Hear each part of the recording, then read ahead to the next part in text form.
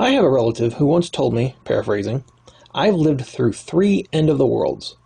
When the prophet says something about it actually happening, then I'll pay attention." To that relative and many others of the same mindset, I wish to engage in what I like to call a prophetic what if. What if the prophet, in the first session of General Conference, was to come out and say, in straightforward words of clarity, using no cloaked language or parables, and declared before the world immediate and impending doom to take place in less than 6 months from that conference? Pick your scenario, or better yet, multiple of the following scenarios. Multiple earthquakes in many parts of the world, stock market crash to happen overnight, specific lakes and oceans to massively flood over, severe outbreak of plague and disease that will take the lives of 1 in 4 people worldwide, invasion by a foreign country, the winner of the next election, the breakout of the next world war, or simply for demonstrative purposes, the coming of the Savior. The list could go on and on. How would that affect the world? What effect would it have upon the church? Or more so, the prophet, himself, his counselors, and the apostles? In today's world, General Conference is broadcast live to millions of homes and people via TV, internet, and radio.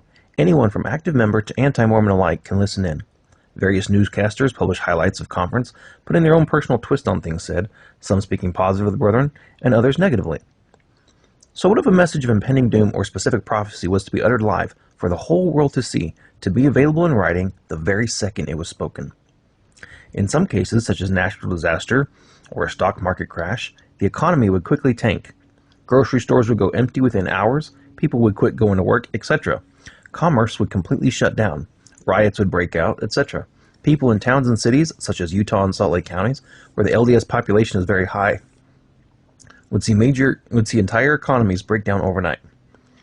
In the case of proclaiming who the next president of the United States would be, or identifying the physical place where the next world war would break out and the players involved, the prophet's very life would be in danger.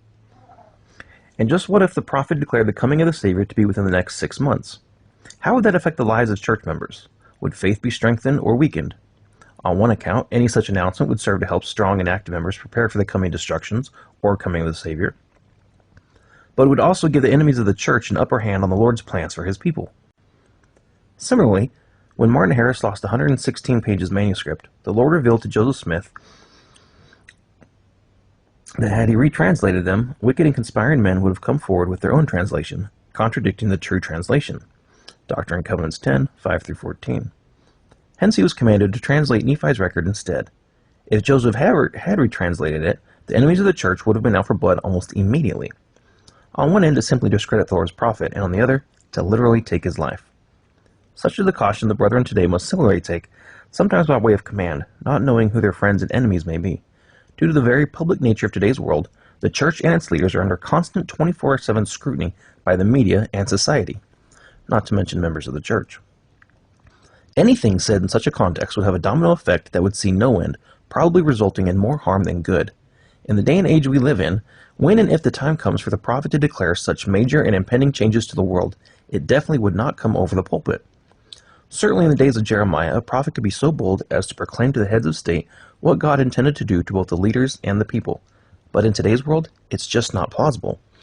It's for those reasons and more that God has purposefully and methodically goes out of his way to keep many things intentionally secret, something many people have a hard time accepting, but what the scriptures are very clear about. And although the prophet may not be warning us directly, he certainly has been warning us indirectly. And for those of us with ears to hear, the warnings are very clear.